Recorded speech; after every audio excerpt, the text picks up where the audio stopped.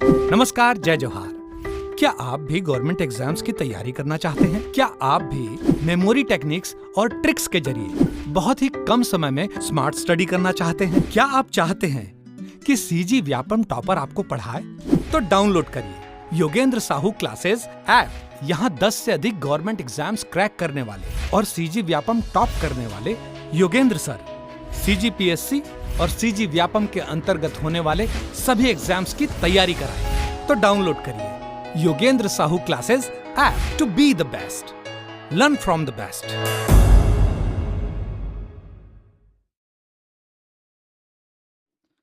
तो आज तीसरा लेक्चर हम लोग करने वाले हैं। इससे पहले हम लोगों ने 2 लेक्चर किया हुआ है।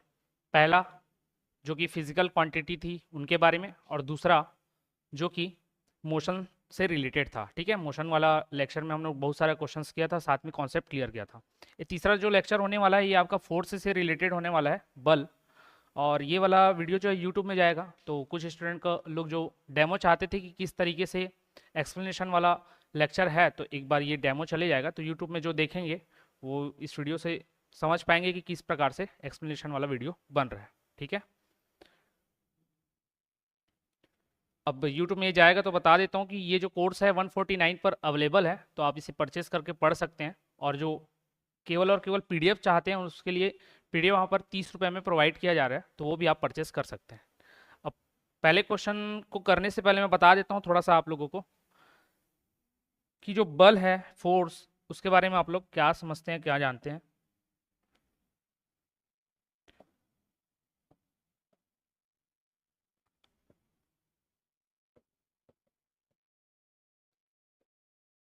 ठीक, बल तो नॉर्मल कोई भी वस्तु जो है, अगर उसको मैं बाहरी किसी भी प्रकार का मोशन देता हूँ, गति देता हूँ, तो गति देने के लिए मुझे क्या जरूरत होगी, किस चीज़ की आवश्यकता होगी? बल की आवश्यकता होगी। ठीक है, गति के बारे में मैंने बताया था। मोशन, अगर कोई वस्तु जो है स्टैटिक है, जब उसको हम लोग बाह्य बल लगाते तो वो बल के बारे में बता रहा है कि ऐसा फिजिकल क्वांटिटी जिसको किसी वस्तु पर आरोपित करने से वो क्या होता है, या तो गतिशील हो जाता है या तो फिर रुक जाता है। ठीक है, तो वही आपका फोर्स कहलाता है, बल। एफ से इसको डिनोट करते हैं। ठीक, और इसकी परिभाषा कहाँ से आई है ये मैंने बताया था, तो गति के पहले नियम से आया था। तो बल की परिभाषा आपको कहाँ से पता चलती? तो गति के पहले नियम से। अब गति के पहले नियम से इसकी परिभाषा मिलती है, लेकिन गति के द्वितीय नियम में इसका व्यंजक प्राप्त होता है। F is equal to M A, क्या प्राप्त होता है? व्यंजक। तो ये कहाँ से मिलता है? Second law of motion. ठीक है, बस सेकेंड लिख दिया हूं मैं, समझ जाना आप लोग, गति का द्वितीय नियम है ये। अब यहाँ पर एम जो रहता है वो क्या रहता है? मास, द्रव्यमान। और ए क्या रहता है? एक्सेलरेशन। ठीक है, एक्सेलरेशन रहता है, त्वरण। अब इसी से रिलेटेड आगे आपके न्यूमेरिकल क्वेश्चंस भी आएंगे और इसी पर बेस्ड आपके थ्योरी के भी क्वेश्चंस बनेंगे। अब मैंने कॉमन अभी आपको बल के बारे में बताया। अब बल ऐसा नहीं है कि एक ही प्रकार का बल होगा, अलग अलग प्रकार के बल होते हैं। आप जनरल टर्म्स में उन बलों को अनुभव करते होंगे, लेकिन अभी तक आपको उस चीज के बारे में पता नहीं हुआ। सबसे पहला तो गुरुत्वाकर्षण बल। जैसे अभी मैं खड़ा हूं कहीं पर पृथ्वी पर, या फिर चंद्रमा जो है पृथ्वी की परिक्रमा कर रहा है, या फिर हमारे चारों ओर वायुमंडल स्थित है, वो किस वजह से है? तो गुरुत्वाकर्षण बल के कारण है। ठीक है, किसकी वजह से? गुरुत्वाकर्षण बल। तो पहला तो बल हम लोग देख लेते हैं। बल के टाइप्स में अगर जाऊं, रेगुलरली ऐसा कोई गिनती में आपको पूछेगा नहीं कि कितने प्रकार के बल होते हैं, केवल ऑप्शन में आपको देगा कि बल, ये 4 ऑप्शन में इसमें से बल कौन सा है, तो वो आपको सेलेक्ट करना रहता है। तो पहला तो समझ जाओ गुरुत्वाकर्षण बल। जब हम लोग गुरुत्वाकर्षण ग्रेविटी के बारे में पढ़ेंगे तब इसको और डिटेल में पढ़ेंगे।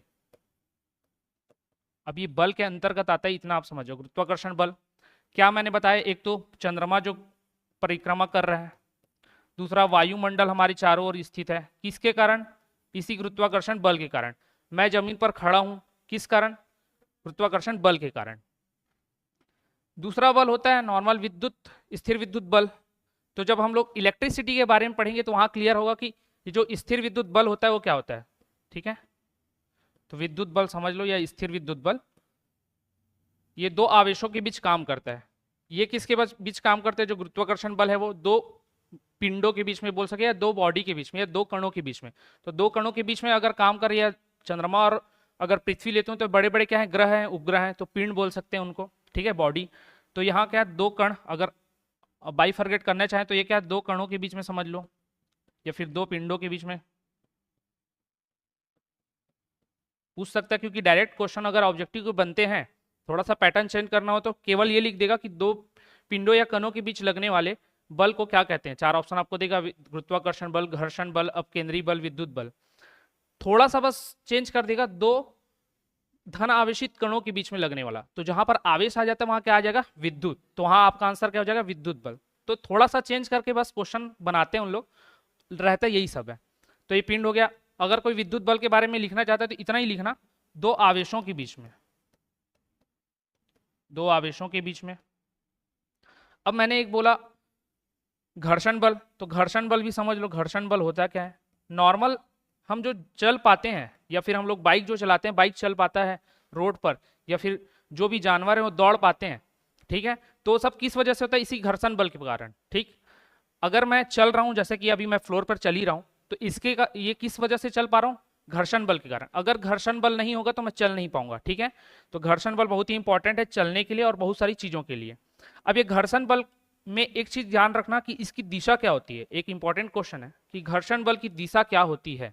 तो थ्योरी में जो लिख रहे होंगे ऑनलाइन वो लोग लिख लेना कि घर्षण बल की दिशा क्या होती है। तो आप जिस भी ओर बल लगाएंगे उसके विपरीत दिशा में, मान के चलो मैंने बल लगाया है इस ओर चलने के लिए, अगर मैं इस डायरेक्शन से उधर चल रहा हूं तो मेरे चलने की दिशा ये है, लेकिन जो घर्षण बल काम करेगा वो कहां करेगा, पीछे की ओर। तो चलने की दिशा या फिर बल की दिशा के विपरीत, तो क्या लिख सकते हैं इसको, बल की दिशा के विपरीत।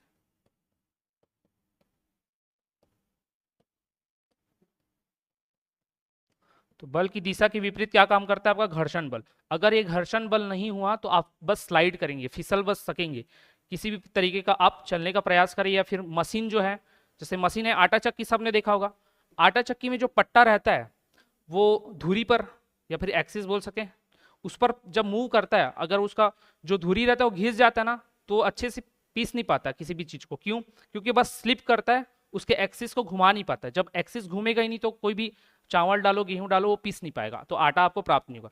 तो उसके लिए क्या जरूरी होता है, फ्रिक्शन, ठीक है, फ्रिक्शन घर्षण बल आपके लिए उसके लिए जरूरी होता है। फोर्थ ले लूं अगर मैं, तो नॉर्मल अपकेंद्री बल ले सकते हैं, अपकेंद्री बल, ठीक है, अपकेंद्री बल समझ लो, ये इंपॉर्टेंट है।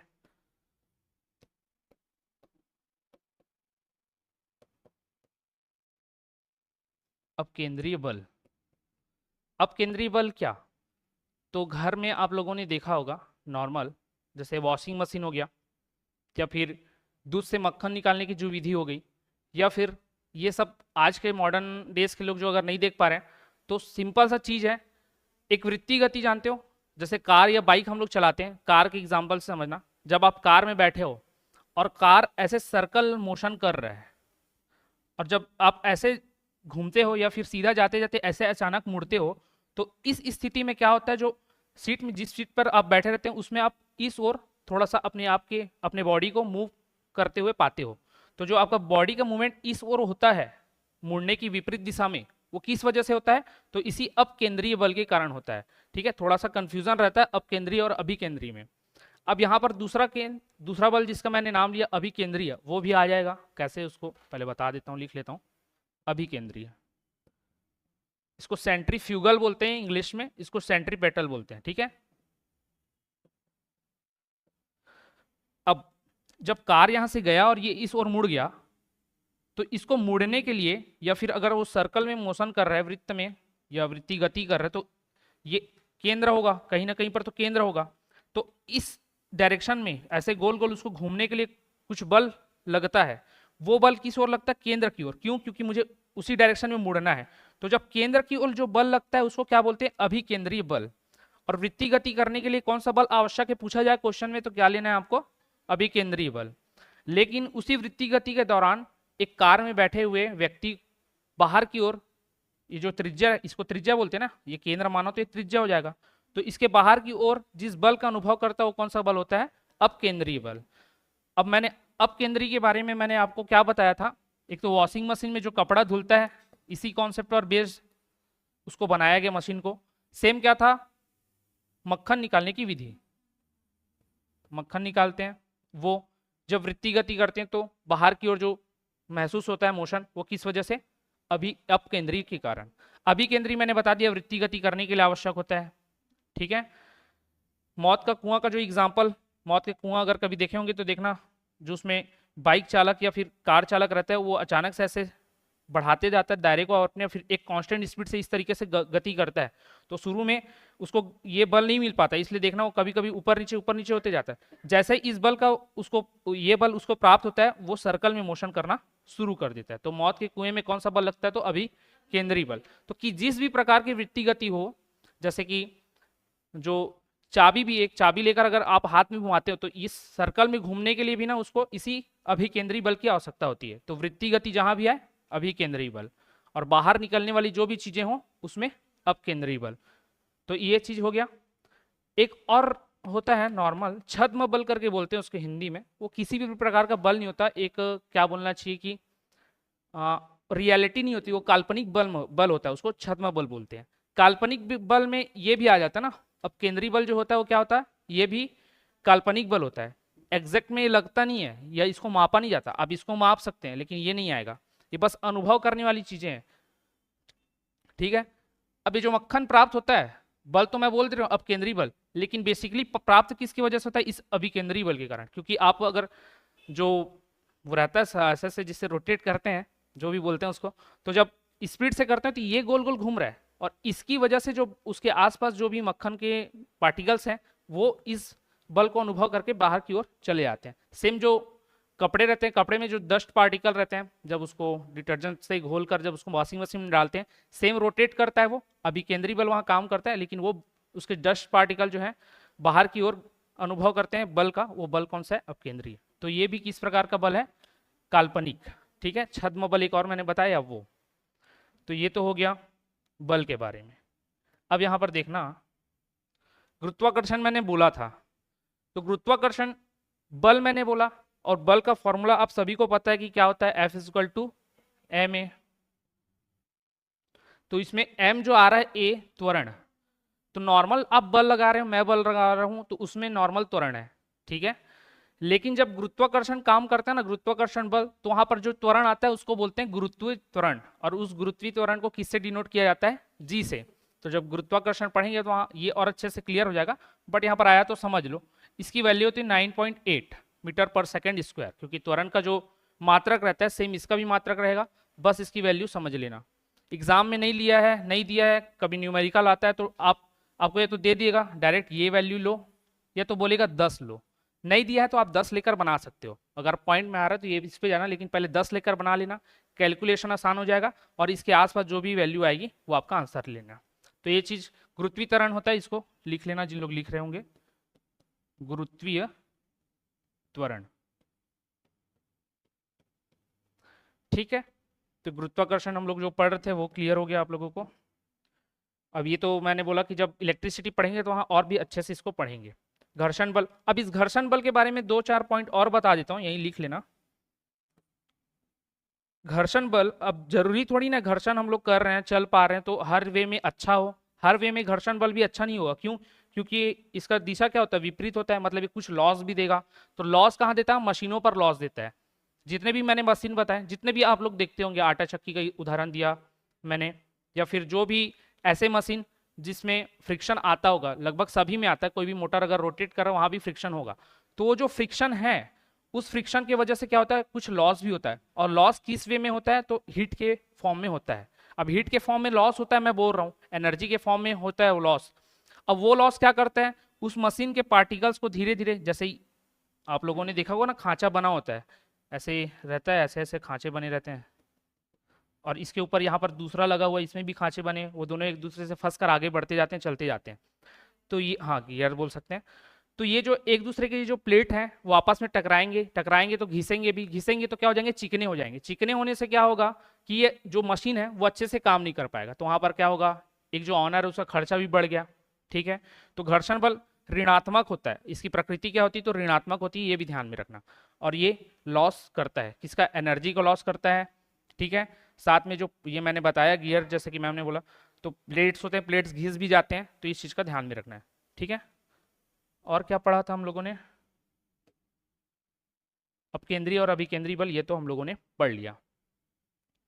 अब संवेग, यहाँ पर जो फॉर्मूला मैंने बताया था F=ma, और मैंने यहाँ पर जिक्र किया कि ये जो व्यंजक है गति के द्वितीय नियम से प्राप्त होता है और जिसके बारे में पिछले लेक्चर में हमने पढ़ा है। वहां पर मैंने संवेग के बारे में भी बताया था।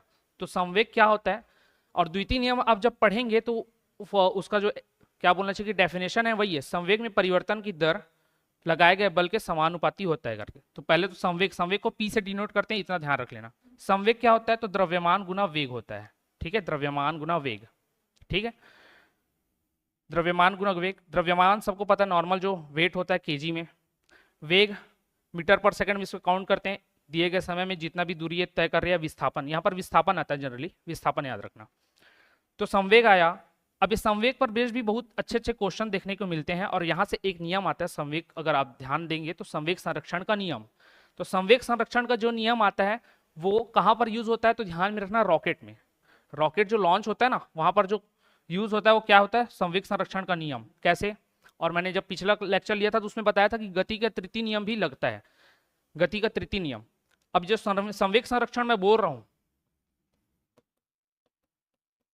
संवेग संरक्षण का नियम जो मैं बोल रहा हूं ये अकेले द्वितीय नियम से प्राप्त नहीं होता है, ये द्वितीय नियम और तृतीय नियम दोनों को जब मिलाते हैं तो ये नियम प्राप्त होता है, ठीक है। तो सेकेंड और थर्ड लॉ का ये क्या है, इक्वेशन यहां से प्राप्त होता है, सेकेंड एंड थर्ड लॉ से संवेग संरक्षण का नियम। अब ये नियम बोलता क्या है थोड़ा सा इसके बारे में भी जान लो।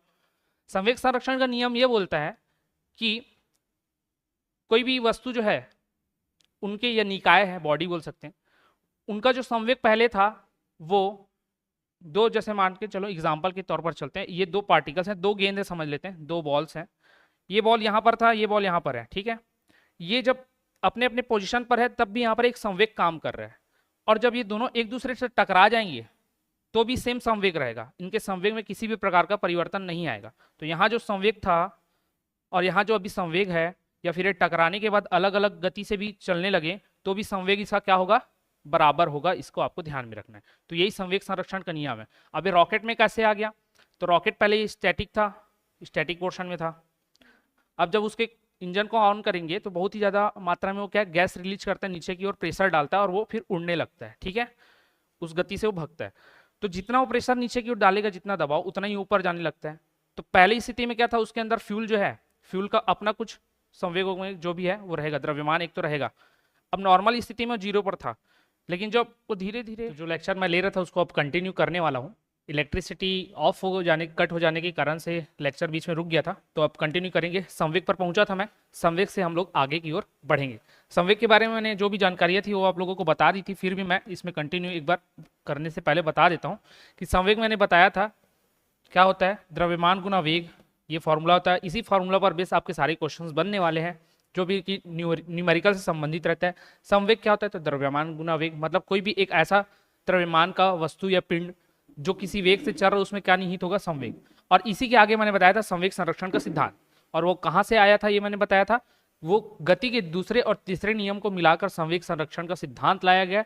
और ये ज्यादातर देखने के लिए कहाँ पर मिलते हैं, वो बेसिक एग्जाम्पल के तौर पर अगर मैं जाऊं तो रॉकेट लॉन्च में, रॉकेट लॉन्च में क्या होता है, संवेग संरक्षण का सिद्धांत लागू होता है।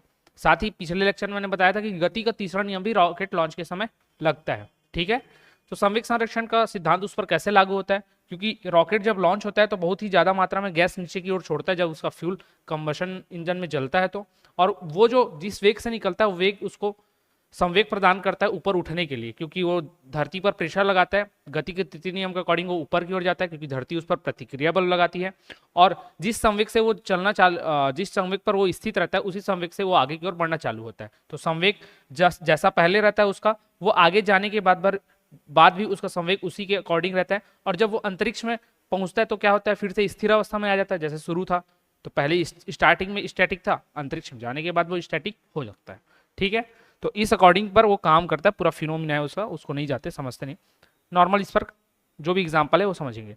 अब संवेग संरक्षण मैंने बोला है, तो संवेग संरक्षण का एक फॉर्मूला होता है जिस पर ना क्वेश्चंस देखने को मिलते हैं। अगर टफ आएगा एग्जाम तो एग्जामिनर जो है क्वेश्चन यहाँ से उठाएगा, अगर ईजी आएगा तो यहाँ से उठाएगा।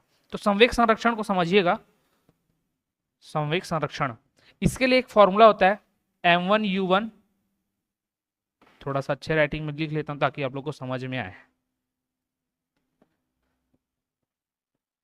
m1u1 plus m2u2 equal to m1v1 plus m2v2। यहाँ पर M1 M2 बस है, इधर U1 U2 है, ठीक है। इधर भी M1 M2 था लेकिन V1 V2 हो गया, क्यों? क्योंकि द्रव्यमान तो वही रहेगा, बस वस्तु की क्या होगी, गति बदलेगी।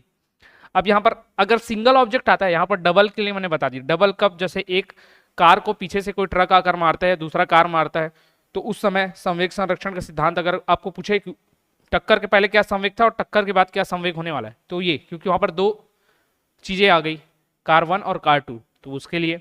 लेकिन अगर सिंपल पूछा जाए जैसे बंदूक और गोली, तो वहां पर अलग अलग दो चीजें हैं लेकिन अलग अलग डायरेक्शन में जाएगा। क्यों अलग अलग डायरेक्शन में जाएगा? क्योंकि पिछले लेक्चर में मैंने आपको बताया है कि जब हम राइफल से गोली को ट्रिगर करते हैं तो गोली आगे की ओर जाती है और राइफल पीछे की ओर, मतलब क्रिया के विपरीत प्रतिक्रिया बल लगता है। तो बंदूक की गोली आगे जाएगी, आगे की ओर बढ़ रही है, लेकिन राइफल पीछे की ओर आएगा, ठीक है। तो दोनों एक ही दिशा में हुए क्या? नहीं, अलग अलग दिशा में हुए, इसलिए वहां पर दो। और यहाँ पर एक कार है, मान के चलो ये कार 1 के लिए था, ये कार 2 के लिए था, तो ये कार 1 अगर कार 2 से टकराता है तो दोनों एक ही दिशा की ओर बढ़ेंगे, इसलिए ये वाला जो सूत्र है उसको अप्लाई करना। बेसिक सूत्र यही है। इसी पर जो राइफल और गोली वाला एग्जाम्पल ले रहा हूँ वो भी काम करेगा, उससे भी आप क्वेश्चन बना सकते हो, बट फिर भी अगर आपको शॉर्ट में चाहिए तो केवल इसको याद रखना है, M1 U1 बराबर M2, इसको V कर लेना, V1 बराबर M2 V2। यहाँ से भी बन सकता है जब राइफल और बंदूक की गोली बोला जाए तो। क्यों, कैसे आता है वो जब क्वेश्चन करेंगे तो समझ में आ जाएगा, लेकिन बेसिकली जो मेन फॉर्मूला है वो क्या है, ये है, तो इसको आपको याद रखना है। ये याद है तो हर क्वेश्चन आप बना पाएंगे। तो संवेग संरक्षण का सिद्धांत, क्यों? क्योंकि हम लोग बल पढ़ रहे थे, तो बल आने से पहले बल की परिभाषा में आप संवेग के बारे में समझते हैं, तो संवेग संरक्षण के लिए ये सारी चीजें लगती हैं, इसको आपको ध्यान में रखना है, ठीक है। तो ये सारी चीजें हमें पढ़ना है। इसके अलावा और क्या चीजें हो सकती है? अब हम देखेंगे घर्षण। घर्षण के बारे में मैंने आप लोगों को बताया, तो घर्षण को रोकने के कुछ उपाय भी मैं बता देता हूँ। नॉर्मल उपाय तो आप सभी लोग को पता ही होता है, जब घर्षण पढ़े थे तो घर्षण बल के ना कुछ टाइप्स भी होते हैं, ये देख लेना। घर्षण बल मैंने पढ़ा दिया था, क्यों काम आता है, कैसे काम आता है, ये मैंने बता दिया था। इसके टाइप्स होंगे, एक तो स्थैतिक घर्षण हो जाएगा। स्थैतिक घर्षण, चलो उसको बोल रहा हूँ, आप लोग लिख लेना। स्थैतिक घर्षण क्या? जब एक सरफेस के ऊपर दूसरा सरफेस, एक सरफेस के ऊपर जब दूसरा सरफेस इस तरीके से चलता है, जैसे ये सरफेस है मान के चलो, इसके ऊपर कोई दूसरा सरफेस अगर कांटेक्ट करके आगे पीछे हो रहे हैं तो स्थैतिक घर्षण के अंतर्गत आ जाता है, ठीक है। स्थैतिक घर्षण को स्टैटिक फोर्स फ्रिक्शन बोलते हैं। स्लाइडिंग फोर्स फ्रिक्शन, इसमें क्या है, सर्पी घर्षण, मतलब अगर कोई चीज इस तरीके से फिसल रही है, सर्पीलाकार आकार में, या फिर इस तरीके से जैसे सांप चलता है इस तरीके का आकार में अगर चल रहा है तो वो सर्फी घर्षण के अंतर्गत आ जाता है। और एक होता है लोटनिक घर्षण। लोटनिक मतलब लुढ़क रहा है, मान के चलो ये फर्श है, तो इस पर कोई भी चीज, जैसे एक चीज है, एक सिलेंडर ही है, जैसे सिलेंडर घर छोड़ने जो आते हैं वो लोग क्या लात से मारते मारते उसको लाते हैं, तो वहाँ पर लोटनिक घर्षण लगता है जब वो फिसल फिसल कर आगे की ओर आएगा, ठीक है। तो फिसलने वाला तो स्लाइडिंग में आ जाता है सर्पी घर्षण में, लोटनिक घर्षण में रोल वाला आता है जब वो रोल करते हुए जाता है। तो ये तीन चीजें थी, एक स्थैतिक वाला लिख ही देता हूँ यार, स्थैतिक वाला। दूसरा मैंने क्या बोला, सर्पी, इंग्लिश में बोलूँ तो इसको बोलते हैं स्लाइडिंग, ठीक है। तीसरा होता है आपका लोटनिक, हिंदी में बोलूँ तो लोटनिक को इंग्लिश में क्या बोलेंगे आप लोग, रोलिंग बोलेंगे। सर्पी को क्या बोलेंगे, स्लाइडिंग बोलेंगे।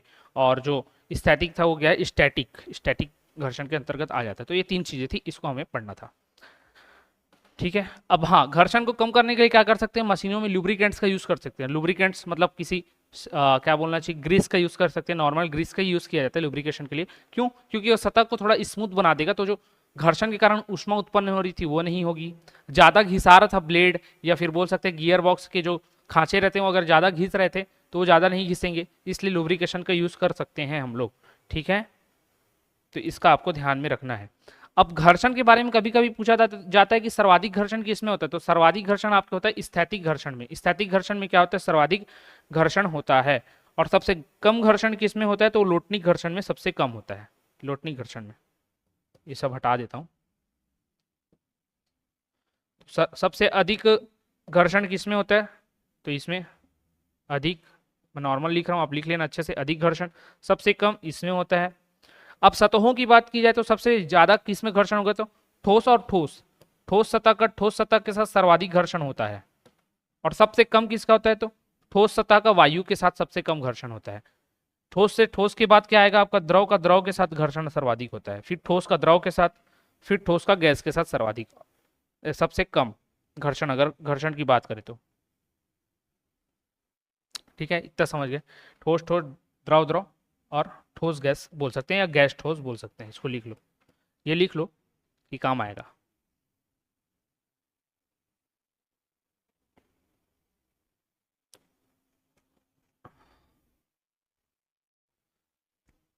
तो ये था, ये सारी चीज़ें हमें हमें पढ़नी थी, जो भी इंपॉर्टेंट चीज़ें थी इन सभी के बारे में मैंने बता दिया है। अब हम क्वेश्चन को डील करेंगे।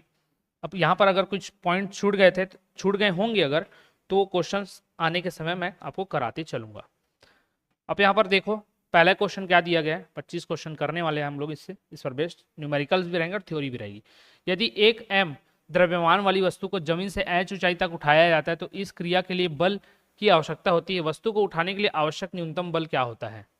क्या बोल रहा है, मान के चलो एक सरफेस है, द्रव्यमान है किसी वस्तु का यहाँ पर रखा हुआ है, मान के चलो गोला, इसका द्रव्यमान है m, इसको h हाइट तक, यह हाइट h तक उठाकर यहाँ पर रखने के लिए, यहाँ पर इतनी ऊंचाई तक उठाने के लिए, ऐसे उठाने के लिए द्रव्यमान तो m ही रहेगा।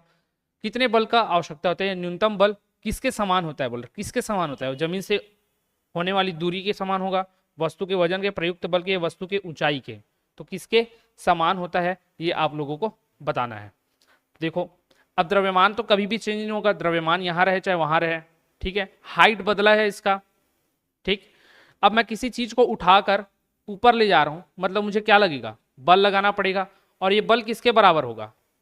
वस्तु का जो वजन है उसी के बराबर होगा। किसके बराबर होगा? वस्तु का जो वजन है उसी के बराबर होगा। ऐसा तो नहीं वस्तु के वजन से कम मुझे वेट उठाना पड़ेगा या कम बल लगाना पड़ेगा। वस्तु का जो वजन है उसी के बराबर ये होता है, तो इसका ध्यान में रखना, ठीक है। वस्तु का जो वजन होता है उसी के बराबर होता है। अब यहाँ पर एक चीज समझ लो, भार, थ्योरी मैंने बताया ना एक्सप्लेनेशन में, भार को समझ लो।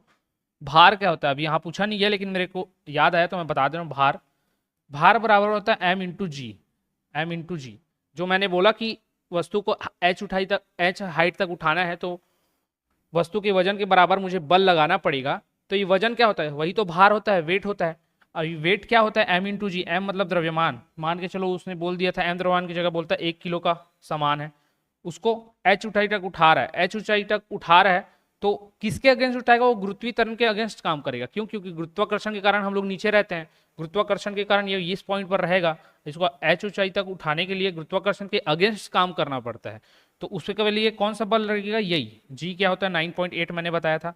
तो इतना वजन या इतना बल उसको लगाना पड़ेगा, वस्तु का वजन के बराबर बल। तो वस्तु का वजन क्या हो जाएगा यहाँ पर? 9.8 ये हो जाएगा। तो इसके बराबर उसको बल लगाना पड़ेगा।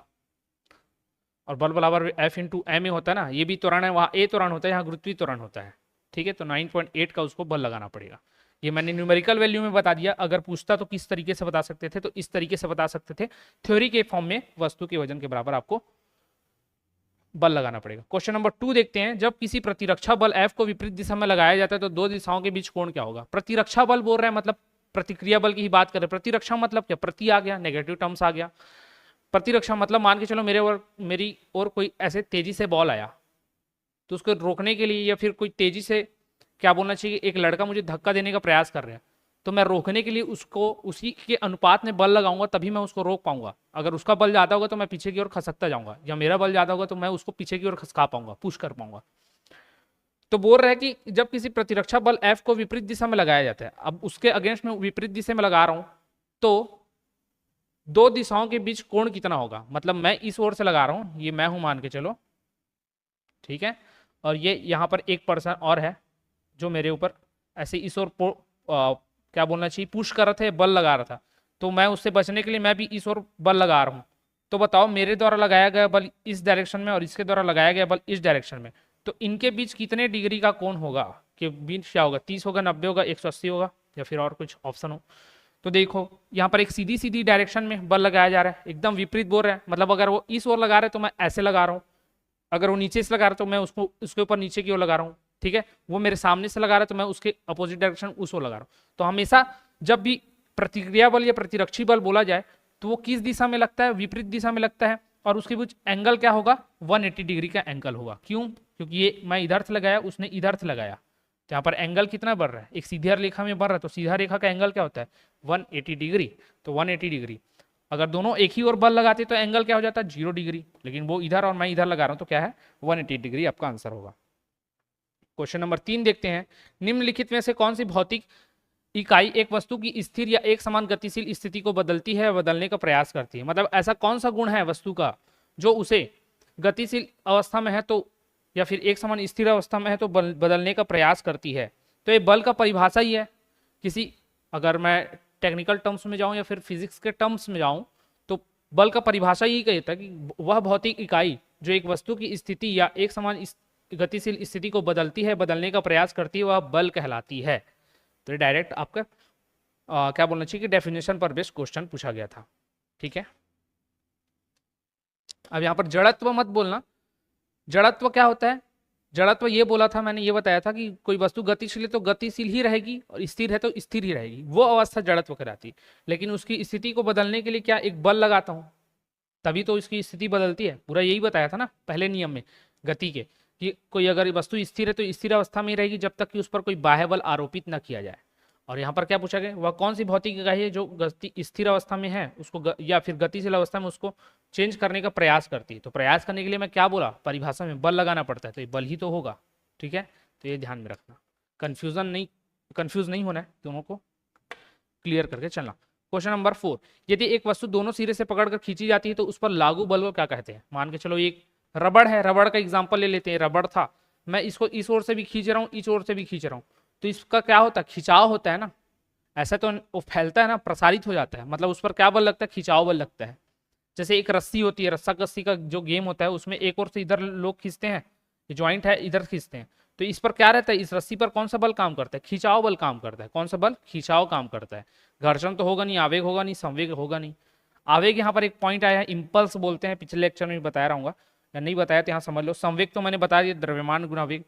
अब जो बहुत कम समय तक जब बल किसी ऊपर काम करता है ना तो वो क्या कहलाता है, आवेग या इंपल्स कहलाता है। तो इसको F/T से डिनोट करते हैं। अगर इसका फॉर्मूला बोलूं तो बल गुना समय, समय अंतराल। जैसे कि ये मेरा हाथ है, इस पर मैं ऐसे लगाया या कोई ऐसे आकर पड़ा, तो ये क्या है, आवेग से पड़ा है, ये आवेग है, बहुत ही कम समय के लिए लगता है। तो बल गुना समय, जितने समय के लिए लगता है वो आवेग कहलाता है। क्वेश्चन नंबर 5, एक स्थिर बल 2 सेकंड की अवधि के लिए 5 किलोग्राम द्रव्यमान की वस्तु पर कार्य कर रहा है। यह वस्तु के वेग को 4 मीटर पर सेकंड से 7 मीटर पर सेकंड तक बढ़ा देता है। प्रयुक्त बल की मात्रा क्या होगी। तो बल की मात्रा के लिए मेरे को सबसे पहले F=ma पता होना चाहिए फॉर्मूला। मुझे पता है m दिया है क्या, 5 किलोग्राम m दिया था। ठीक है भाई, m 5 दे दिया है इसने। त्वरण बोला, कहीं पर त्वरण दिया है नहीं, यहाँ पर वेग की बात की गई है। और वेग क्या हुआ है, 4 से 7 हो गया है। तो आपको पता होना चाहिए कि त्वरण, मैंने पढ़ाया हुआ है कि त्वरण क्या होता है, वेग में परिवर्तन की दर। वेग कितना परिवर्तित हो रहा है, 4 से 7 हो रहा है, तो हमेशा मैंने सेकंड वाले वेग को पहले लिखने बोला है। तो 7 - 4 बटे कितना समय में हो रहा है ये, तो 2 सेकंड में हो रहा है। 2 सेकंड में चेंज हो रहा है, मतलब 3/2। तो आपका ए त्वरण क्या निकल कर आ जाएगा, 1.5, 1.5। अभी 1.5 यहाँ रख दो, निकालो, 7.5 न्यूटन का फोर्स लगेगा, तो 7.5 न्यूटन आपका सही आंसर होगा। ठीक है, नॉर्मल क्वेश्चन था, बल पर आधारित। क्वेश्चन नंबर 6 देखते हैं, 30 मीटर पर सेकंड के वेग से गतिमान 100 ग्राम द्रव्यमान की एक क्रिकेट गेंद को खिलाड़ी द्वारा 0.05 सेकंड में रोक दिया जाता है। खिलाड़ी द्वारा लगाया गया औसत बल क्या होगा। तो खिलाड़ी द्वारा लगाया गया औसत बल क्या है, इसको आपको बताना है। तो आपको तो सबसे पहले बल पता होना चाहिए, F बराबर क्या होता है, m है। अब ये बार बार लिख के एकदम रटा जाएगा। बल का मात्रक क्या, न्यूटन। CGS में बोलते हैं तो CGS में उसका मात्रक डाइन हो जाता है। ठीक है, तो यार 1 न्यूटन बराबर जो होता है 10⁵5 डाइन होता है। इसको भी ध्यान रखना है, यहाँ पर लिख लो 10⁵5 डाइन। ठीक है, लिख लेना, कहीं पर पूछ देता है डायरेक्ट वैसा क्वेश्चन। जैसे कार्य के बारे में पूछा जाता है 1 जूल बराबर कितना अर्ग, वैसे न्यूटन के बारे में बोला जाता है कि 1 न्यूटन बराबर कितना डाइन। तो इसको ध्यान रखना। अब मुझे पता होना चाहिए कि द्रव्यमान क्या है, तो मुझे पता था द्रव्यमान क्या है, 100 ग्राम का द्रव्यमान है। अब इसमें बोल रहा है कि 0.05 सेकंड में रोक दिया जाता है, 0.05 सेकंड में रोक दिया जाता है। अब रोकने के बाद किसी वस्तु का गति क्या रहा होगा, या वेग क्या हो जाएगा, शून्य हो जाएगा ना। ये जैसे उड़ के आया और मैंने पकड़ लिया, ये पकड़ लिया तो इसका वेग क्या हो गया, जब ये ऊपर था तब कुछ वेग रहा होगा और अभी क्या है, शून्य हो जाएगा। तो वही, तो 0.05 सेकंड में जब रोक दिया जाएगा तो उसका वेग क्या हो जाएगा, शून्य हो जाएगा। तो रुकने के बाद वेग क्या हो जाएगा, शून्य। पहला वेग मुझे पता है, बाद वाला वेग मुझे पता चल गया। अब वही 100 ग्राम यहाँ पर दिया था, 100 आप लिख सकते हैं, ग्राम में दिया है। न्यूटन का फॉर्मूला अगर आपको पता हो, मात्रक पता हो न्यूटन, इसका बल का मात्रक होता है न्यूटन, और न्यूटन होता क्या है, तो किलोग्राम मीटर पर सेकंड होता है ना, किलोग्राम पर मीटर पर सेकंड स्क्वायर होता है, ये होता है। लेकिन ये तो ग्राम में दिया है, तो इसको मुझे किलोग्राम में चेंज करना होगा, तो बटे 1000 से मैं डिवाइड कर देता हूँ। ये चीज़ें यहीं समझ लो, ये बेसिक है। अगर ये चीज़ नहीं करोगे, आप डायरेक्ट 100 लेकर बनाओगे, तो आपका आंसर कभी भी नहीं आएगा। तो क्यों नहीं आएगा, बेसिक करनी है, क्योंकि ग्राम में दिया और आपको जो न्यूटन में लेना है, क्योंकि सबका मात्रा क्या दिया, न्यूटन में दिया, और न्यूटन किस में होता है, किलोग्राम मीटर पर सेकंड स्क्वायर, द्रव्यमान गुना त्वरण। त्वरण कैसे निकलेगा, अभी मैंने निकाला था सिमिलर, दूसरा वेग माइनस पहला वेग बटे समय अंतराल, समय अंतराल कितना है 0.05, ये 2 0 कैंसिल, 1 0 बचा था, ठीक है। तो ये -30, ये 10 का 10 बचा है क्योंकि नीचे में ही है, और वो 0.05, ये दशमलव अगर आप हटाओगे तो 2 0 ऊपर चले जाता है, दशमलव के बाद जितना जीरो है वो ऊपर लगा दो, अगर ऊपर दशमलव है तो नीचे लगा दो। अभी कितना हो गया, 5 हो गया, और ये 0 और काट दो, 5 से ही जाएगा तो कितना बचेगा, और ये माइनस, ये चिन्ह है ना माइनस सामने चल रहा है, 5 से 6 बार में 30, तो 60 न्यूटन का लगेगा, लेकिन नेगेटिव लगेगा क्या, 60 न्यूटन का बल। नेगेटिव क्यों, देखो यहाँ पॉजिटिव में भी दिया, नेगेटिव में, चिन्ह के भी मतलब है। और एग्जामिनर इस प्रकार का क्वेश्चन देगा, ऑप्शन बनाएगा, ताकि आप कंफ्यूज हो। 60 तो आप भी ला लोगे, लेकिन माइनस है कि प्लस है, इस चीज का ध्यान रखना है। तो माइनस क्यों है, क्योंकि देखो उसका वेग क्या हो रहा है, कम होते जा रहा है, और वेग कम होता है तो मैंने बताया था क्या है, त्वरण क्या होगा, ऋणात्मक होगा, और त्वरण, ऋणात्मक त्वरण को क्या बोलते हैं, मंदन बोलते हैं। तो जब त्वरण वेग कम हो रहा है तो त्वरण क्या हो जाता है, ऋणात्मक, तो ऋणात्मक अगर त्वरण आएगा तो बल भी क्या हो जाएगा, ऋणात्मक, इसलिए आपका बल की वैल्यू ऋणात्मक आई है। ठीक है, अगला क्वेश्चन देखते हैं, क्वेश्चन नंबर 7।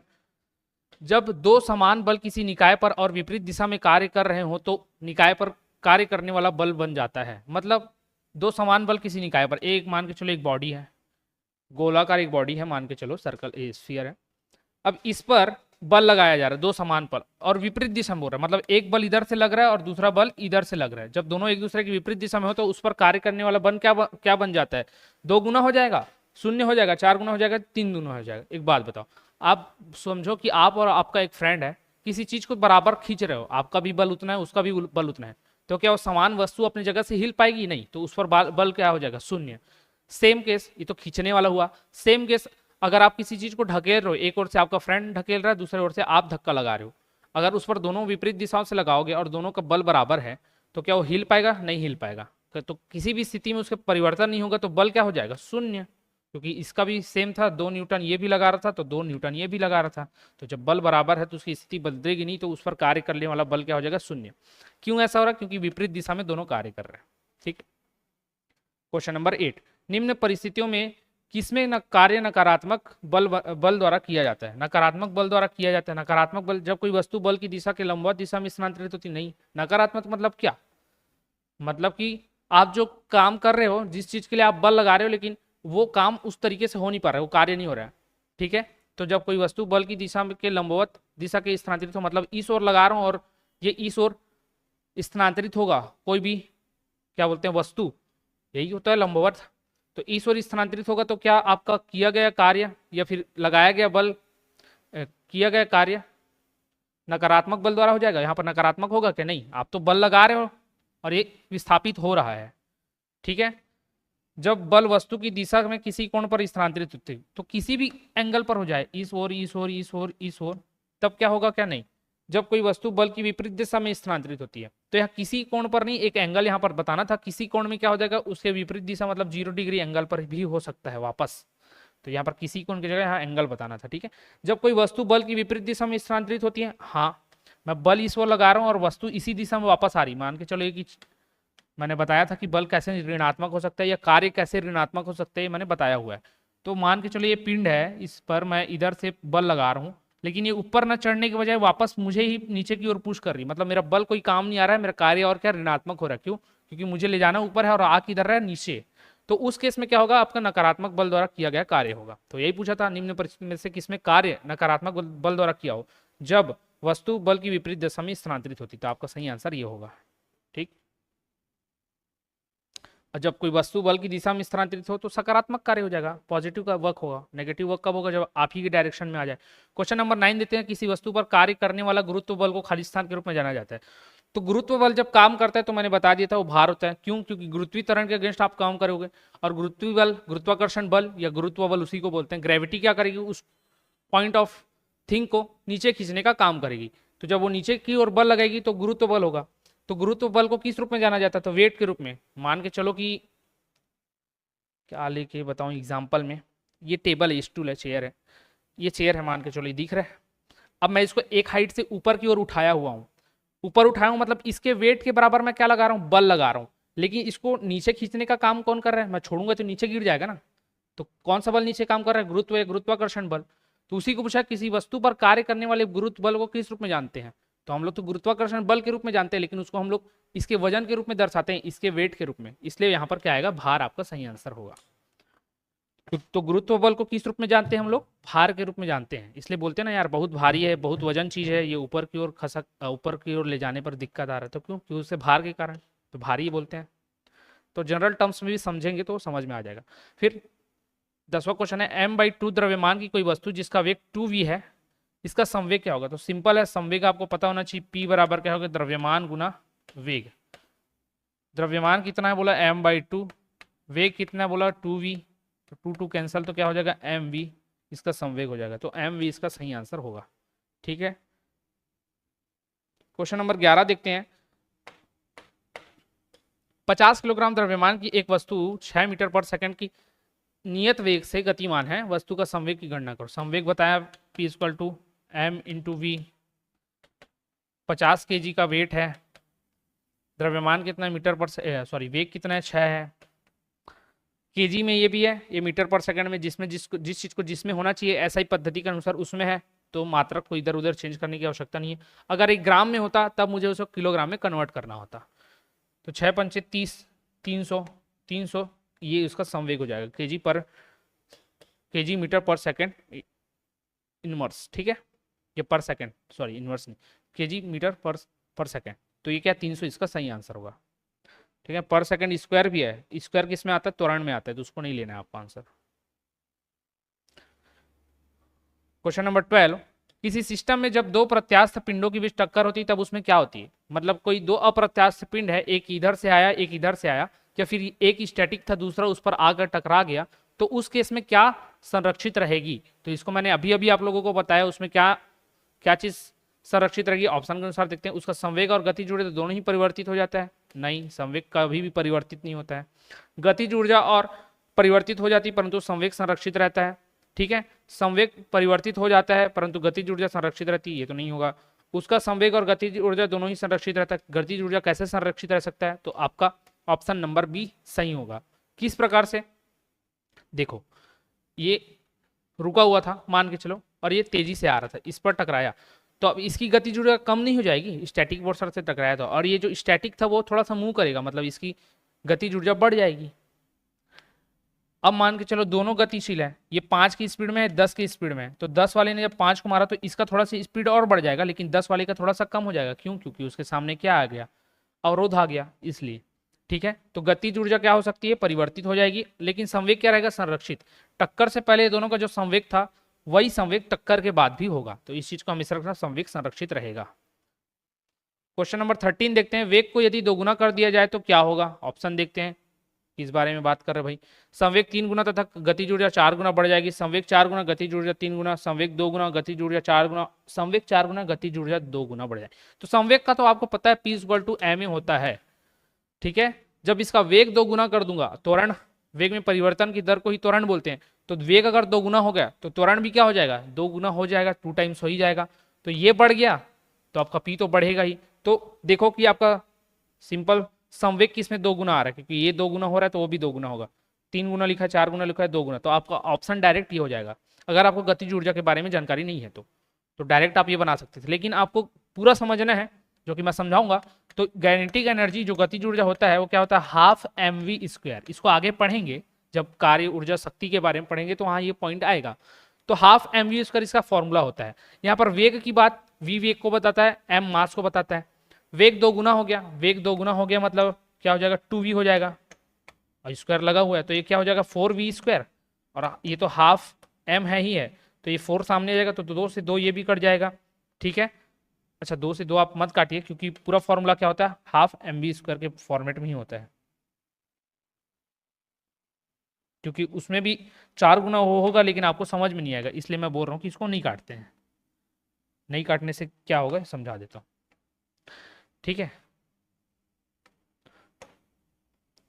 तो ये 4 टाइम्स बढ़ गया।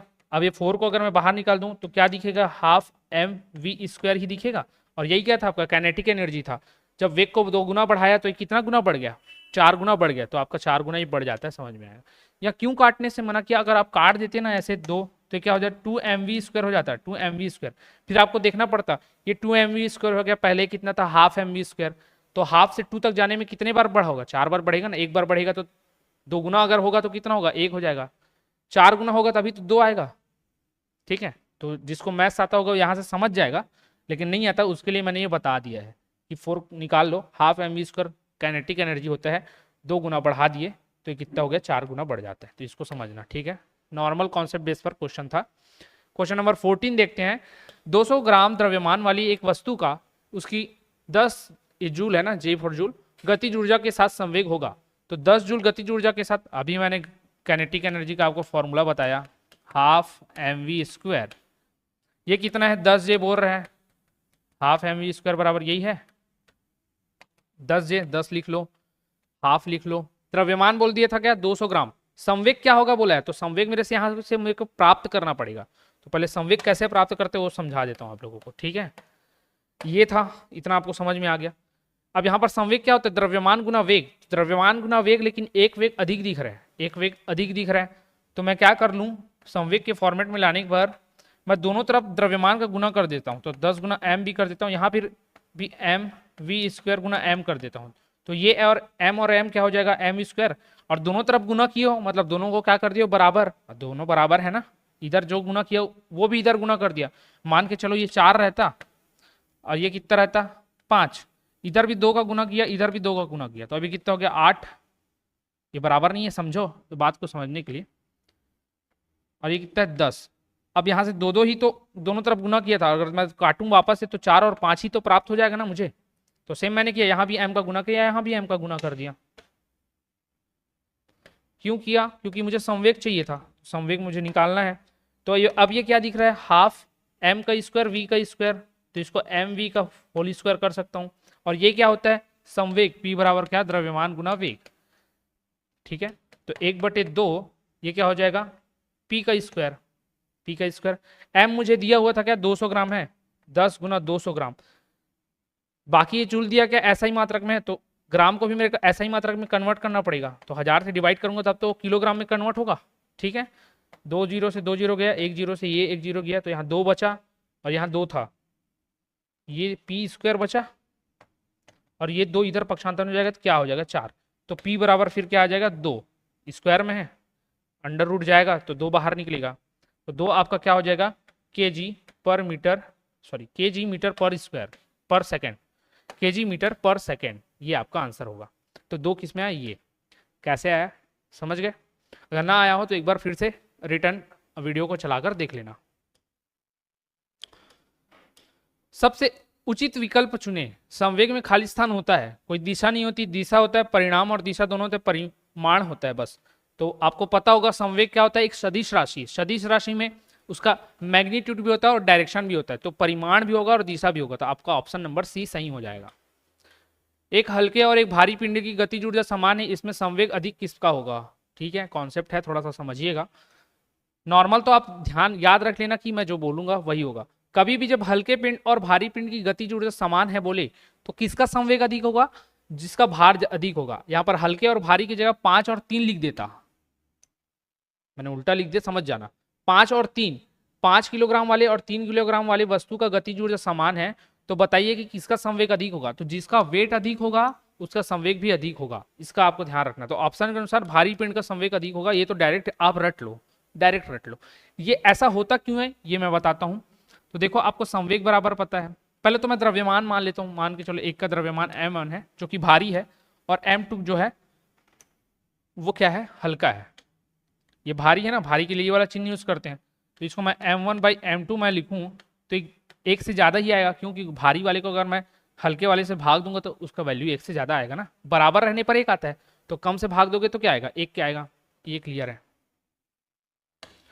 अब देखूं अगर मैं संवेग की बात करें, संवेग मुझे पता है क्या होता है, गतिज ऊर्जा से पहले समान है बोला, तो ये मैंने m1 m2 माना हुआ है, ठीक है। तो इनका वेलोसिटी भी अलग अलग होगा, एक का v1 एक का v2 होगा। तो अगर मैं हाफ m1 v1 स्क्वायर बराबर हाफ m2 v2 स्क्वायर बोलूँ तो गलत होगा क्या, नहीं। क्यों, क्योंकि क्वेश्चन में बोला गया है गतिज ऊर्जा समान है, तो एक का गतिज ऊर्जा ए, दूसरे का ए। मैं लिख लेता हूँ, ये एक का है, ये दूसरे का है, ठीक है। अब देखो संवेग अब निकालना है, जैसे कि अभी मैंने पिछले में किया था क्या, द्रव्यमान का गुना कर दिया था दोनों ओर। अब इसमें द्रव्यमान का गुना दोनों तरफ नहीं कर सकता, तो इसमें भाग दे सकता हूँ, हाफ m1 v1 स्क्वायर, इसमें मैं भाग दे देता हूँ किसका, m1 का, और गुना भी कर देता हूँ किसका, m1 का, क्योंकि मुझे संवेग के बराबर लाना है तो संवेग मुझे लाना पड़ेगा। फिर इधर हाफ m2 v2 का स्क्वायर, ठीक है। सिमिलरली यहाँ भी कर देता हूँ, भाग ले लेता हूँ m2 का और गुना कर देता हूँ m2 का। तो गुना करूंगा तो ये 2 बार हो गया, मतलब स्क्वायर हो गया, और यहाँ भी गुना कर दी तो स्क्वायर हो गया। तो मतलब ये क्या लिख सकता हूँ, हाफ m1 v1 का स्क्वायर अपॉन m1, ये लिख सकता हूँ ना। सिमिलरली यहाँ पर भी लिख सकता हूँ हाफ m2 v2 का स्क्वायर अपॉन m2। अब ये हाफ और ये हाफ कैंसिल हो जाएगा, ये m1 m2 कैंसिल नहीं होगा। क्यों नहीं होगा पता है आप लोगों को, क्योंकि ये तो अलग अलग वैल्यू है, ठीक है। अब ये चीज़ समझ गए होगे तो इसको मैं हटा देता हूँ। ये क्या लिखा था मैंने, जो नोट कर रहे होंगे वीडियो को पीछे करके एक बार नोट कर लेना। अब वहाँ से हाफ हाफ कट गया तो यहाँ पर क्या बचा, ये m1 v1 को मैं p1 मान सकता हूँ, क्योंकि संवेग को क्या बोलता हूँ मैं p, और p बराबर क्या होता है m गुना v। तो इसको p1 का स्क्वायर मान लेता हूँ, बटे में क्या लिख दूंगा m1। यहाँ p2 है, दूसरे पिंड था, तो p2 का स्क्वायर बटे क्या लिख दूंगा m2।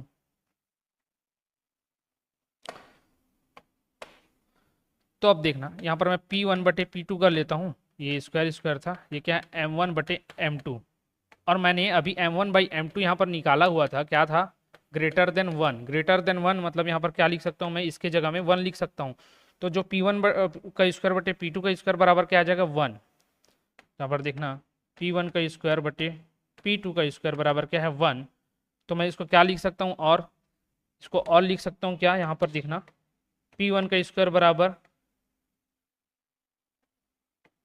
p2 का, यहाँ पर 1 ना आकर m1/m2, ठीक है। अच्छा ग्रेटर देन 1, यहाँ पर ग्रेटर देन का साइन मैं लेना भूल गया, यहाँ पर साइन क्या आ जाएगा, ग्रेटर देन का आएगा। क्यों, क्योंकि ये वैल्यू m1/m2 की वैल्यू क्या होती थी, चलो यहाँ पर मैं रखता हूँ बराबर, चलो आपके समझने के लिए बराबर मैंने रखा हुआ है। लेकिन जब मैं m1 और m2 की वैल्यू रखता हूँ तो क्या है, ग्रेटर देन 1 है ना, इसकी वैल्यू ग्रेटर देन 1 है। तो जब मैं इसके बराबर m1/m2 की वैल्यू रखूंगा तो यहाँ पर क्या आ जाएगा, ये ग्रेटर देन 1 आ जाएगा, यहाँ पर ग्रेटर देन 1। तो p1 का स्क्वायर बाई p2 का स्क्वायर, ये भी क्या कहलाएगा, ग्रेटर देन 1 कहलाएगा, ठीक है। ये होता है, कैसे होता है, मतलब एकदम आप मैथ्स में जाएंगे कि नहीं सर बराबर को कैसे हटा दें, तो ये वैल्यू जब हटाओगे तो वो आ जाता है ग्रेटर देन 1 की वैल्यू ग्रेटर देन 1 है, तो मैंने ग्रेटर देन 1 लिख दिया। अब सिमिलर ग्रेटर देन 1 p को उधर पक्षांतर करूंगा तो एक के साथ कुछ भी गुना करो क्या होगा, वही आएगा। तो p1 का स्क्वायर ग्रेटर देन रहेगा किससे, p2 का स्क्वायर। और p1 क्या था, भारी, भारी माना था मैंने, m1 को भारी माना था ना, ये m1 को भारी माना था, और इसी का क्या था संवेग p1। तो p1 ज्यादा हुआ किससे, p2 से, ग्रेटर देन का साइन आप देख पा रहे होंगे। तो इसलिए जो भारी पिंड रहता है वो क्या, उसका संवेग अधिक रहता है, पर देख सकते हैं। तो ये डेरिवेशन आप पूरा सिंपल वे में तो मैं नहीं बता पाया, इधर से उधर कर डाला। आप लाइन से वीडियो के अकॉर्डिंग देखते चलिएगा तो आप अपने में नोट करेंगे तो अच्छे से समझ में आ जाएगा, ठीक है। तो इस चीज़ को समझना, तो भारी पिंड का हमेशा संवेग ज़्यादा रहेगा, इसको ध्यान रखना। जब कब के केस में, जब दोनों की गतिज ऊर्जा समान है उस केस में। क्वेश्चन नंबर 17 देखते हैं, किसी रॉकेट का उड़ान भरना खाली स्थान द्वारा समझा जा सकता है। ऊर्जा संरक्षण, संवेग संरक्षण, गति के पहले और दूसरे नियम। यहाँ तीसरा दिया रहता तो तीसरा नियम ले सकते थे, और यहाँ पर संवेग संरक्षण भी दिया है। तो अभी मैंने बताया था रॉकेट का उड़ना संवेग संरक्षण के नियम पर आधारित है। क्वेश्चन नंबर 18, 10 मीटर पर सेकंड से गतिमान एक 2000 किलो की ग्राम की ट्रक ट्रैफिक लाइट पर खड़ी एक कार से टकरा जाती है, जो कि अधिकतर देखने को मिलता है, पीछे से आके कोई गाड़ी सामने खड़ी गाड़ी को टक्कर मार ही देता है।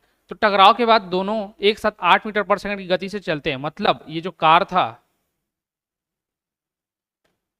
मान के चलो मेरा कार, ठीक है, ये मान के चलो कि एक ट्रक है, इस ट्रक ने आया और इसको मारा, और मारने के बाद क्या हुआ, ये अलग अलग नहीं हुए, अब ये दोनों साथ में चलना शुरू कर दिए। तो पहले इसकी स्पीड क्या बता दी है, तो कार का द्रव्यमान क्या होगा ये निकालना है। इसका द्रव्यमान कितना है भाई बता दिया है कि मेरा द्रव्यमान जो है भाई 2000 kg है, इसका निकालना है। मैं अब मान लेता हूँ ये पहले किस स्पीड से चल रहा था, 10 की स्पीड से। अब टक्कर के बाद दोनों किस स्पीड से चलेंगे, 8 मीटर पर सेकंड की स्पीड से। तो संवेग संरक्षण का नियम यहाँ पर लागू होता है ऐसे क्वेश्चनों पर। तो आपको याद रखना, मैंने बताया था m1u1 प्लस m2u2 बराबर m1v1 प्लस m2v2, ठीक है, इस फॉर्मूले से जाना है। या फिर मैंने बोला था अगर आपको सरल करना है तो m1v1 बराबर m2v2 से भी बना सकते हो आप, ये भी मैंने बोला था। बट अब इसी से चलिए आपका कॉन्सेप्ट क्लियर होते जाएगा। अब देखना है यहाँ पर, तो m1v1, m1 तो मेरे को पता है क्या 2000 kg है, मैंने मान लिया कि जो m1 है वो मैंने किसको माना है, ट्रक को, और m किसको माना है, मैंने नॉर्मल m कार को। तो ये 2000 kg था, ठीक है भाई। इसकी स्पीड कितनी बताई गई, 10, प्रारंभिक स्पीड ये है ना, टक्कर के बाद तो ये स्पीड है। m2 किसको माना है, मैंने m को मान लिया है। इसकी स्पीड दी गई है क्या, कार तो खड़ी हुई है, बोला खड़ा है, खड़ा है मतलब क्या है, 0 स्पीड पर है। फिर m1 के क्या माना था मैंने, 2000। v1 की मैं बात करता हूं तो v1 अब क्या हो गया मेरा, दोनों 60 में चल रहे तो 8 हो गया। सेम ये 8 किसके लिए होगा, कार के लिए भी होगा, और उसका द्रव्यमान m है। अब ये 0 था तो ये 0 हो जाएगा, तो ये वैल्यू तो हट जाएगी, ये वैल्यू तो हट जाएगी, तो ये तो 0 हो जाएगा, तो लिख लेते हैं। और ये गुना कितना हो जाएगा, 20,000 हो जाएगा।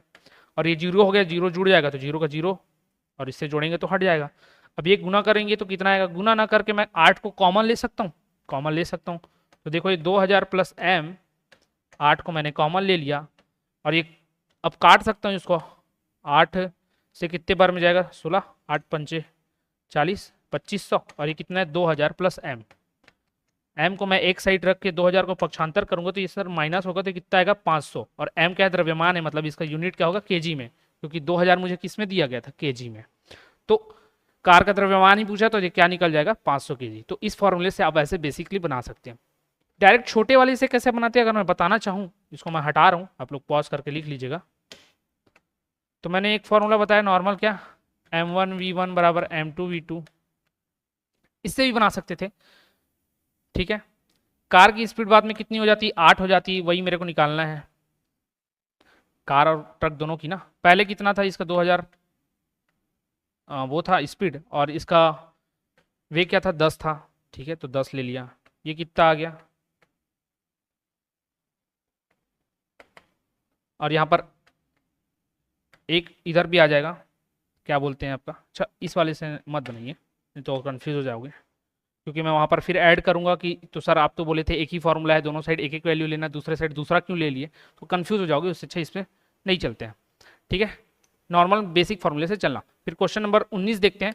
एक 3 kg की पिस्तौल से 150 मीटर प्रति सेकंड की वेग से एक 30 ग्राम की 3 kg की पिस्तौल से 30 ग्राम की गोली को चलाया जाता है, तो पिस्तौल का प्रतिघाती वेग कितना होगा। प्रतिघाती वेग मतलब पीछे की ओर लगने वाला वेग, प्रति लगा मतलब अपोजिट ही आएगा, मैंने बोला था। तो सेम संवेग संरक्षण का नियम आपको लगाना है।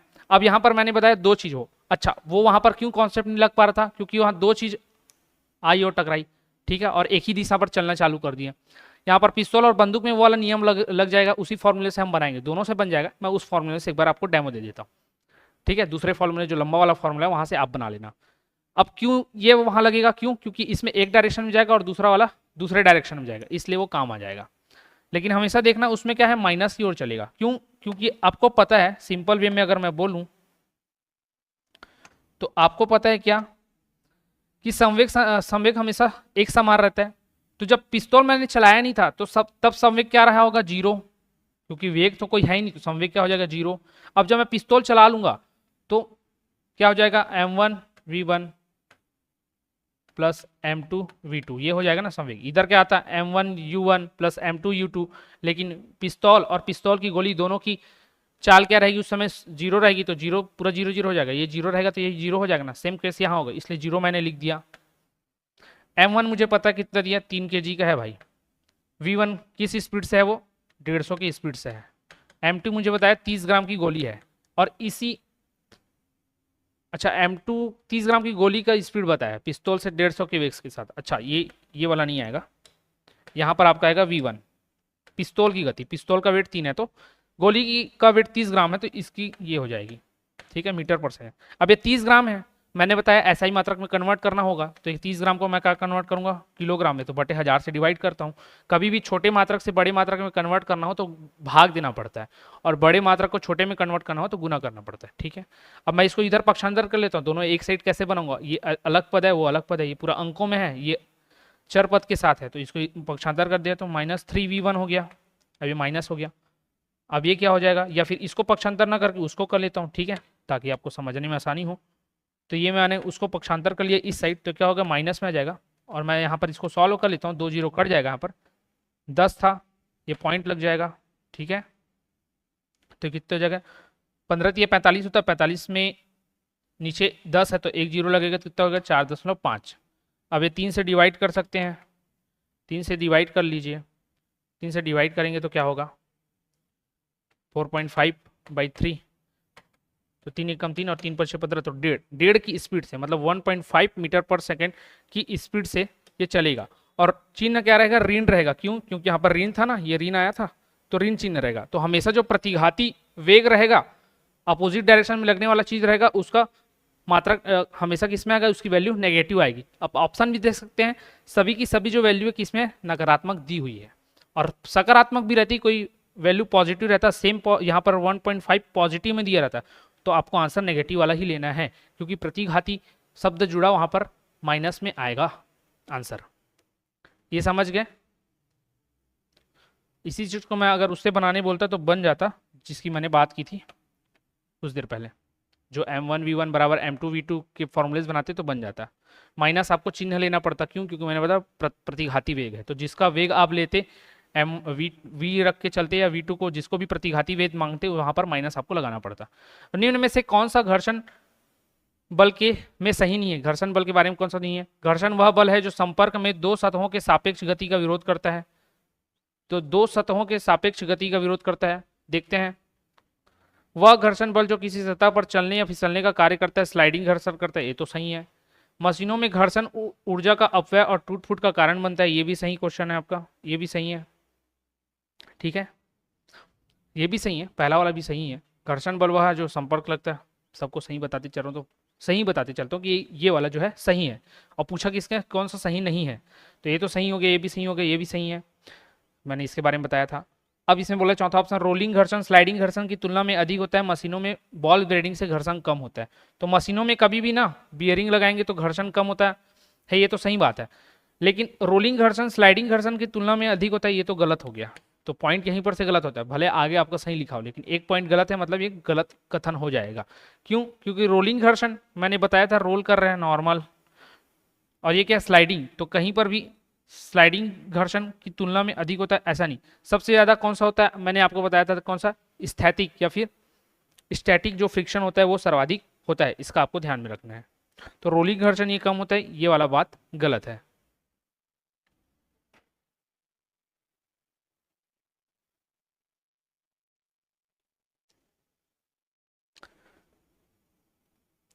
यदि किसी गतिमान वस्तु पर कोई बल आरोपित नहीं होती तो यह किसके कारण रुक जाती है, तो घर्षण के कारण। कोई गतिमान वस्तु है, अगर आप उस पर किसी भी प्रकार का बल नहीं लगा रहे हो तो क्या घर्षण तो करेगा ना। ये मान के चलो ये लुढ़क रहा है, लुढ़कने लुढ़कते ये क्या एक जगह पर आकर रुक जाता है, क्यों, क्योंकि नीचे सरफेस के साथ इसका घर्षण हो रहा है। और घर्षण क्या करता है, गति बल की विपरीत दिशा में बल लगाता है, तो विपरीत दिशा में बल लगाएगा तो धीरे धीरे धीरे धीरे करके उसकी गति कम होगी और एक स्टेट पर वो जाकर रुक जाएगा। तो किस वजह से रुकेगा, घर्षण की वजह से रुक जाएगा, ठीक है।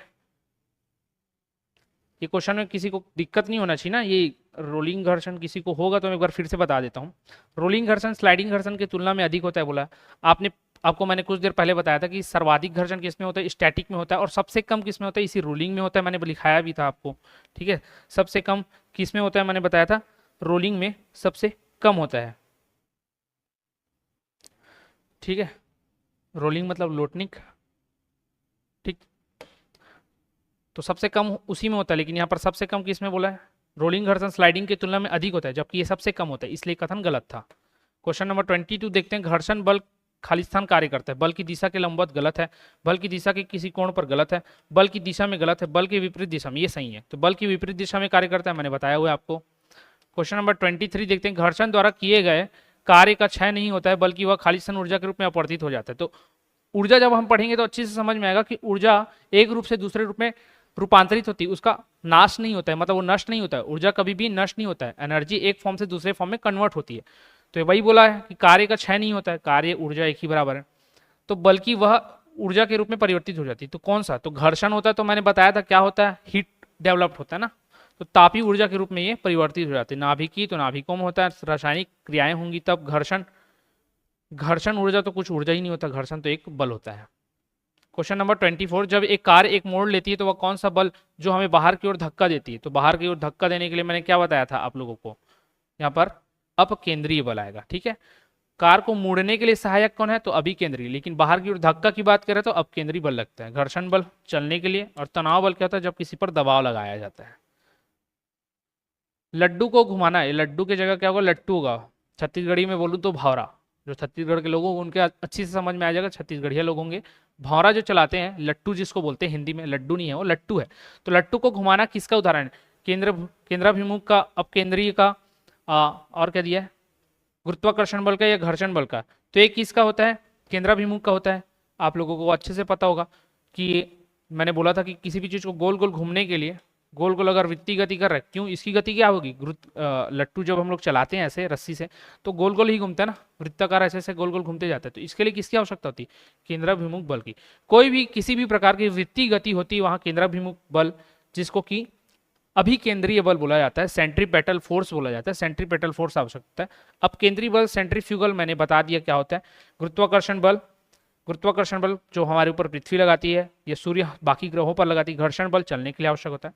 तो ये थे आपके 25 क्वेश्चन जो कि बताने थे, और इससे रिलेटेड थ्योरी में मैंने शुरू बता दिया था, इंटरप्शन के बाद मैं ये लेक्चर लेके आया और बाकी क्वेश्चन मैंने आप लोगों को करा दिया है। तो अगर इसमें किसी भी प्रकार का दिक्कत आया हो तो बता दीजिएगा कमेंट करके, जो यूट्यूब वाले हैं। ठीक है, और कोर्स में डर रहा हूँ उन लोग भी बेफिक्र होकर, अगर कुछ परेशानियाँ आती किसी पॉइंट को, टॉपिक को लेकर, तो उसको बता दीजिएगा। ऐसा एक आध डाउट क्लास रख लेंगे। ठीक है, तो इस वीडियो में इतना ही रखते हैं फिर। आई होप पूरा आपको वीडियो अच्छा लगा होगा। ठीक है, लाइक शेयर एंड सब्सक्राइब कर दीजिएगा चैनल को, यूट्यूब से जो देख रहे हैं। ठीक है, और अपना रिएक्शन जरूर डाला कीजिएगा कमेंट बॉक्स में, ताकि पता चल सके कि आपको लेक्चर्स कैसे लग रहे हैं। तो इस वीडियो में इतना ही रखते हैं, धन्यवाद।